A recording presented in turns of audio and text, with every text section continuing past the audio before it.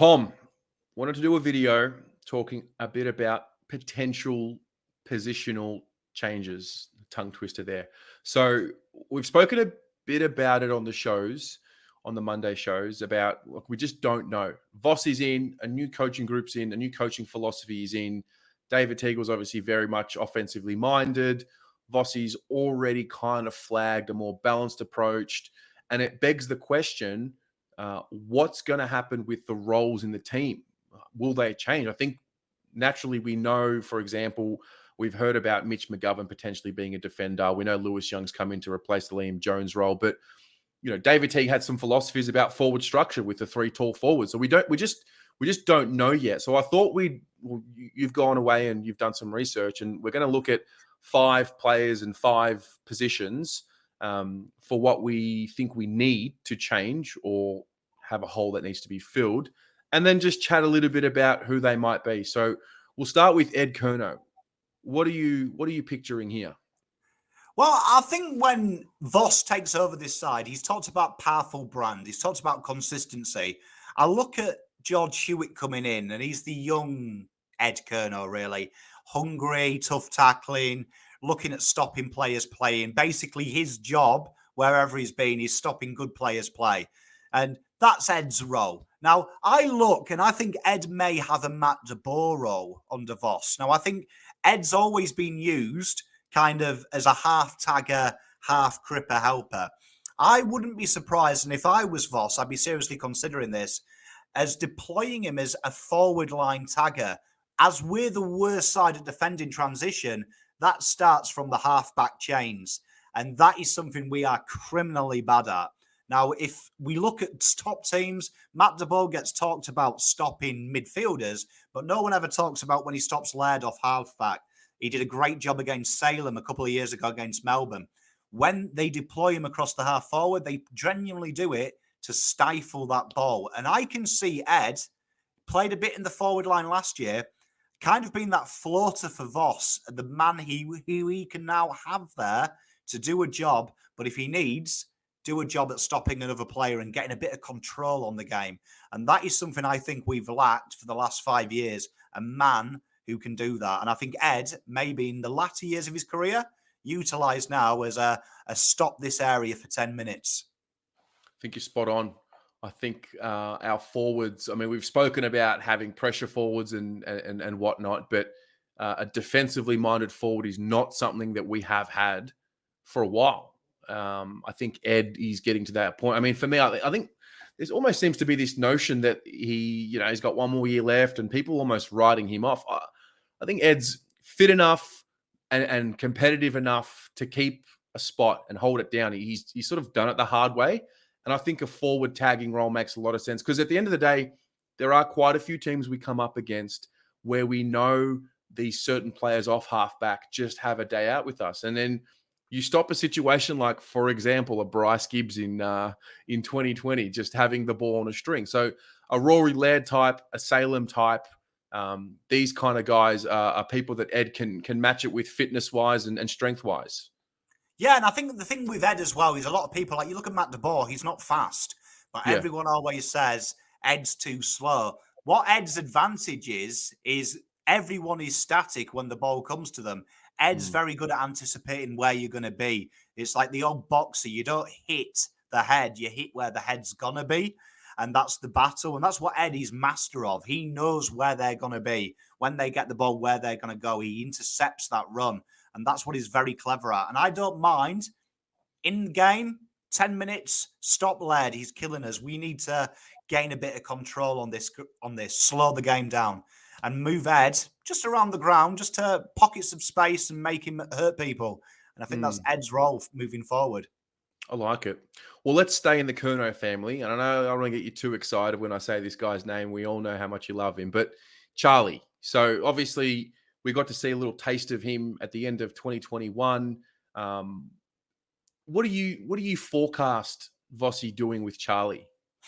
Well, I mean, we heard week just gone that he's in the midfield group.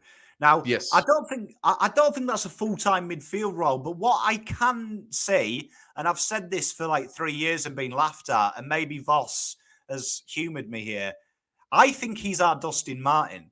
I Mm. genuinely think he's our Dustin Martin, the guy that we start at centre bounces when we need a little bit of a body, we need a little bit of X factor. We move to full forward when we need a little bit of dynamicness. We move him to half forward when we need someone to take some marks. I think you're going to see Charlie. I think we've lost Levi, which is a huge thing for Carlton because he's someone that can fill a hole either end of the ground. I think Carlton are going to use Charlie to fill that forward void like he should be on the ball when we need him, in that half forward when we need him, in the full forward line when we need him. And I think this is where we're going to see Charlie really flourish. He's going to be given the freedom because wherever he goes, he impacts. And when you can kick a goal 63 meters, one step, Off one you are step. in danger. Danger. Yeah. I mean, the thing with Charlie, there's always been talk about, he's the next Cooter. He's always had the tank. He's always been fit enough. We just needed to get, a couple of years into his body. And then he sort of assumed the role of the next up and coming forward because he got so good so quickly. Obviously, really cut down with injury. And all of a sudden, the conversation now is, well, Harry's really emerged as the leader of the forward line. It's actually a great debate. Like, how do you play? Do you play Charlie full forward out of the goal square and Harry up the ground, or the other way around? I'm with you on this. I used to say Charlie out of the goal square, but I think I want Harry closer there now, and I want Charlie to have that freedom because he's a little bit more mobile. I think at this point, I'm not sure how the knees are going, but in theory, he's more mobile than Harry, and a guy that can actually potentially have a burst on the ball or on the wing or whatever the case may be. And this is really going to be what we forecast happening when he started playing. 100%. I think when you look at like Buddy, particularly this year, now he's adapted his game. He doesn't do it as much, but in the years gone by, you see he sometimes floats up to the wing. And because he's got the ability to run 10, 20 meters and then kick one deep into the goal square, if not a goal, Charlie's got that ability as well. And quite often, Carlton like that outlet ball. Big guy on the wing, and it's Harry or it's Levi. And these guys are good, especially Harry. We've seen him take off. They're not Charlie, though. Charlie has that midfield burst. And I can see, really, honestly, De Goey does it to great success, and then they suddenly stopped. Throwing someone big in the midfield, then you throw him in the goal square, let Harry rest at centre-half forward. I think we've got enough medium-tall players to play a more structure that's familiar with the Doggies, familiar with Port, where most of our coaches have come from, and have this guy as that floater, the icing on the cake. And if we can get him doing I think he is the Dustin. When he kicks a goal, Carlton get up and about. I think he's the only player on our list that does that. When he scores, everyone feels something. Getting back to that, I reckon that's where Charlie will be this year. That's exciting. That's really exciting. The next one, another real fan favorite, is Liam Stocker. So we know that he played in defense last year. It was very interesting because there was a bit of, I guess, misunderstanding from the fans because we all thought of him as a midfielder as he was drafted. We were told in the preseason last year that, he was a midfield bull and he's competitive. And then he played across the back line. And then once Luke Power came onto the channel and explained what they're doing with him and explained that eventually, if all goes right, he will be a midfielder, I think everyone kind of settled down. So what do you picture for Liam Stocker in 2022? Well, this guy is one of them guys that people forget what his skill sets are, I think, when we talk about Liam Stocker. And I can see, we talked about Ed being the forward line tagger, going into the midfield and then being used as a man in half forward to stop one of their halfbacks. This is another guy that his last year at Sandringham, his burst and his goal kicking was something that was noticeable. His ability to be offensive. A lot of people remember him as the defensive midfield bull, but the other string to his bow was his ability to break stoppages and snag, and also get into them final third dangerous positions. Stocker may be another player that everyone's sleeping on. We've got a lot of players who play his roll down back now. And I think we talk about Williams being the midfielder. This might be the guy that gets them minutes, who we can throw on the ball. You want a bit of stoppage breaking. It gets a bit condensed. He's got the ability. But also, I wouldn't be scared of this guy on lead. on this Yeah. guy on Salem, on this guy off Hall. He can keep up, as he's shown in the forward line. He can play these smaller bodies and the bigger bodies equally as well. So I could see him being kind of the Levi Casbolt smaller guy. Need 10 minutes in the forward line. They're getting away from us. Get him there. Midfield, that we're struggling to get it out. Get him in there for 10 minutes. I think the way he's talking as well, he's got that leadership. So I think he's someone that Voss will instantly trust to do the job. And I think he's going to be the next Ed CURNOW for Carlton. That guy that is Mr. Reliable, 7 out of 10 every week. But he has class, which Ed doesn't. So I like this. I think this guy might have a real big part to play under Voss. Yeah, I'm excited to see. I'm excited to see us unlock some of his offense, because I was at the game where he had 38 touches in the VFL just before he got called up to the AFL. He played sort of in the midfield, but mostly in the back line, and like his kicking on that day was something else. So I think I feel like he's got his legs beneath him now. He's had a good chunk of football in 2021. Fingers crossed for an uninterrupted, healthy preseason, and then I'd like to see. I mean, look, I trust Luke Power and Michael Voss to know when to put him where, but I would sort of forecast in my mind to see us try and unlock him offensively a bit. Like, he's a great competitor, great defender. We love that, but I think he's got so much more upside. Oh, I think there's a lot more to him than just stopping people scoring. Like you say, his field kicking is elite when he gets the time. So I'd love to see that outside the pockets, in half forward, pinging them into Harry, pinging them into Charlie. I think this is the kind of guy that when the chips are down, a lot of pressure's on, high presses, he's the guy that I'd be looking to break them Yeah. pockets of space open with his kicking. Well, he's got the IQ. And 2 years ago, you and I were at Icon Park. We did a video on Liam Stocker and who he could potentially replicate his game on based on his, junior statistics. And we talked about Luke Hodge. When Stocker gets to a point where we can say, all right, Stocks, you got the IQ, you've had the foundations, just go and play football. I think that's when we'll see the best of him, when he's got that responsibility to know when to go where. He's very Hodge-like as well. You hear him speak; he talks like Hodge. He's personable, but he's professional, which is I think the hardest thing for any human being to be liked, but also be professional. He's got that, and the way he plays, I do think we're seeing them elements of Hodge. The fact he's a competitor, he doesn't give up. Hodge, you could put him on Buddy Franklin, or you could put him on Cyril Rioli. He would defend them equally as well, because it didn't matter. It was the heart. And I think Liam might be our Hodge. People laughed at the time. He's Hodge too. Love it. Love it. Next up is Doc. Now, it's an interesting one, because for the most part, I feel like we've all taken a step back. And there's a little bit of, I don't know, is he going to play? Is he okay? Where's he at? No pressure. He's involved with all the preseason activities. He's obviously done his bout of chemotherapy, but he's at training. I'm not sure if he's training with the group fully, but I mean, if there's anyone I back in to come back and play football after a second bout of this, plus the knees, it's Sam Docherty. So what are you seeing with Sam? I think he's got an absolute huge role to play. And I think people are forgetting how big Yeah. the role is to play. And I love the fact, Carlton, for the first time in years, players come back from a big injury or a big setback like cancer is. There's no bigger one. And they're not bigging it up.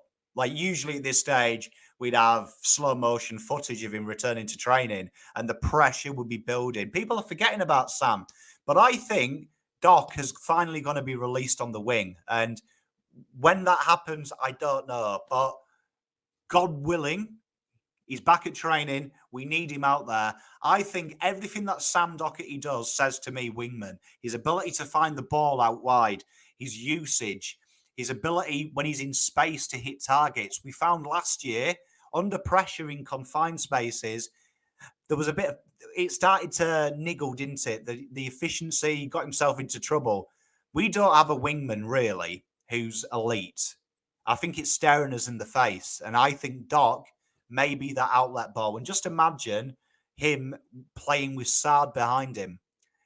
Saad's got the legs. These two playing 1-2s, dominating down the left-hand side. I can see it happening. I think Doc, this is the natural place for him, the natural spot. On the wing, keep that width, use the ball. And not many people can find the ball 22 times in hard spots. This guy can find it 30. Yeah. I think it was the Melbourne game in 2021 where we didn't play well, we lost, but they released Doc onto the wing and they put Zach Williams on that halfback flank. And I know that we lost, so we remember the loss. We don't remember many of the individual performances, but Doc on that day was phenomenal. And when he did go onto the wing, it seemed to work more than what it didn't. Because they look for him. He's there. He's a presence. He's also very much a talker on the field. He's a leader. Like Wiedering, you feel like he can patrol the back line, use his voice, and move the chess pieces, so to speak. Prior to Wiedering maturing, it was Doc, and it wasn't anyone else. So now we've got that in the back line. We don't have too much of a voice or that leadership in the middle. Like Cripper's there. Walsh will come into that now, but Doc on the wings, commanding the ball, directing traffic, setting up behind the ball, but on the wing. I think you're right with this. I like this a lot. He's also defensive-minded as well, which is really important. But he's also, when you watch him as a defender, he's got the eye for that aggressive pass. He loves taking the corridor on, which sometimes I think we're scared to do. I don't mind when Doc turns it over in the corridor because at least he's looking for that ball. He's always looking for the direct, quickest way to turn defense into attack. And on the wing, I think this might be his position. I like it. Like you say, bit of leadership there as well. He's right in the middle of the park to help Cripper. I think it's natural. And I wouldn't be surprised to see Doc just be forgotten about, come in early doors and change it. Like you say, that Melbourne game, we saw his ability of what it's like to have someone who appreciates width. We don't have that in our team. So I think Doc, he's a sewn on for the wing position. Yeah, I like it. I like it a lot. Finally, we have Jack Silvagni. This man, can you believe he's entering year 7? Entering year 7 of Jack Silvagni. Probably, I'd say when you look at Ed Curnow, people always say he's the most underrated player at Carlton. I'd argue this guy is. Yeah. Like, genuinely, like, it's amazing when you speak to opposition fans, they say he's rubbish until they watch him play. And then they're like, God, he's better than I thought he was. No one gives him the respect because of that surname. I reckon if he was called Jack Williams, we'd all say, oh, he's a brilliant player. But I think that surname just means the bar's high. But I think when we talk about powerful brand, we talk about consistent brand. I think Jack here is a man who is, we talked about Charlie maybe fulfilling the mobility issues we're going to have in the forward line with an option to go in the midfield. I think this might be the actual replacement for Levi. But with the addition of the midfield minutes, I think this guy is going to be our Lockie Whitfield, the man that goes into any of the lines very easily, knowing he's going to put in a 9 out of 10 shift for the club. I love Jack, and I think midfield or more of a defensive role particularly is going to be where he's going to be utilised this year. Yeah, I mean, when you look at the concept of chopping out in the ruck, whether it's TDK as your number one option or whether it's Pitternet as your number one option, I think what we've seen over the last couple of seasons is them both playing with Levi. Whereas now, I mean, I have a look at it and I'm thinking, at this point, I don't know how everyone's going with training and what's going to happen by round 1, but I'm looking at it, I'm like, what if we just played one of Tom De Koning or Mark Pitternet and have Jack just do the pinch hitting? Like, you need 4 minutes or 5 minutes a quarter. I think Jack can do that because I think that'll also be something forward looking, a bit of an evolution in the game. We go a little mobile in the middle when it comes to the ruck craft. Jack's competitiveness and heart and soul energy is really why I think he can work anywhere on the field. We saw the game against St Kilda, played in the ruck, and then I remember making the comment afterwards like, wow, we've just found a midfielder. It seems like everywhere he goes, he brings with him an energy, an infectious defensive energy. Oh, mate, spot on. And I think the thing with Jack as well, when we saw this year, a lot of people talk about, the hit outs, and he did it for the last 6 rounds of the year. Jack was deployed at some point in the ruck. But if we're honest about his ruck work, and this is what always makes me laugh about the vision of Jack, is it was atrocious. No disrespect to Jack. It was horrific. But why it was so impactful and why Carlton fans got excited about it is because what Jack does is what our midfield didn't do. He stays there when he loses the contest and makes sure that his next action is a tackle, is a pressure act. He doesn't just go, oh, God, I've lost the ball. I hope someone fixes it. What Jack did really well against all them teams is when the hit out was lost, he stood his ground and was like, right, I'm not letting you get it, though. You've got the ball. You ain't moving it, though, over my dead body. And that's what I think. If Voss sees that footage, I'd be saying this is the midfield help. This is the guy I want in the guts against a Melbourne when they go into control mode. When Melbourne are a couple of goals up, they bring in Viney, they bring in Neil Bullen, they go control. They go, right, we're going to control the ball. You're working now. We've got the lead. You throw Jack in and you say, Jack, right, tell you what, don't let them control it. Mix it up, break it up, get stoppages. We're going to game that way. We're going to tire them out. Jack's the man. Also, down the back, I love it if Stock has gone into the midfield. Silvagni goes down the back because same nature of the beast. He doesn't give up. He fights. And I hate to do the bloodline thing. And we know that Pom is an advocate of do not mention families, but he does get defended, doesn't he? I mean, the Silvagni name kind of is defending. Just put some long sleeves on him and get him in that back line, mate. He'll know what to do. It's in his blood. Yeah, well, he'll just know. There's this other notion as well, which the notion of speed. He's not quick enough in the midfield. We need quick runners. I couldn't disagree more. And this is why. Timing beats speed. And I think Jack's got the IQ to know where the ball's going to be and where to position himself. You look at someone like a Job Watson. He was not quick, but his timing, he knew where to be and how to be there. I think we have this idea that we just want to get the ball into quick runners and run it into goal. It doesn't hold up, doesn't stack up consistently for an entire season. I think Jack's someone that can really, I think he is powerful. And I think the way he moves and the way he positions himself, he's always dangerous as to when to tackle and when to apply pressure. And I think he's definitely someone I'd like to see more further up the ground. But at the end of the day, I want to see 3 of him because he just brings the heat. Well, I mean, to argue the point about fastest players, it's interesting because Adam Saab, Mitch McGovern, and Jack Martin are Carlton's fastest players, right? All 3 of them probably caught more criticism than any player. Like, genuinely fast means you get told off all the time.